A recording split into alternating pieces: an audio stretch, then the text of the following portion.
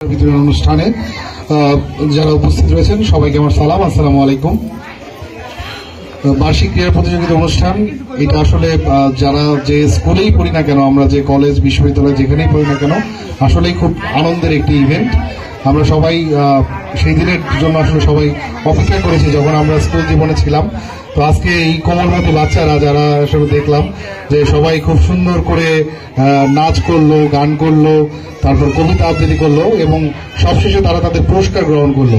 আমি সবাইকে বলতে চাই যে আজকের যারা পুরস্কার পেয়েছো তারা তো অবশ্যই ভাগ্যবান, ভাগ্যবতী, কিন্তু যারা পুরস্কার পাও নাই তোমাদের কিন্তু আরো সুযোগ রয়েছে।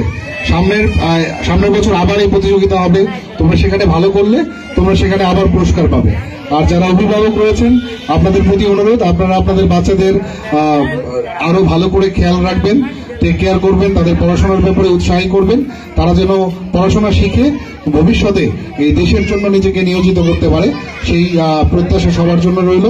পাশাপাশি আমাকে এখানে আমন্ত্রণ জানানোর জন্য আমি আপনার আজকের এই যারা আয়োজক রয়েছেন, আজকের এই অনুষ্ঠানের যিনি সভাপতিত্ব করছেন, সবাইকে ধন্যবাদ জানাচ্ছি এবং কৃতজ্ঞতা জ্ঞাপন করছি। সবাই ভালো থাকবেন, সবার সুস্বাস্থ্য এবং দীর্ঘায়ু কামনা করছি। ধন্যবাদ সবাইকে।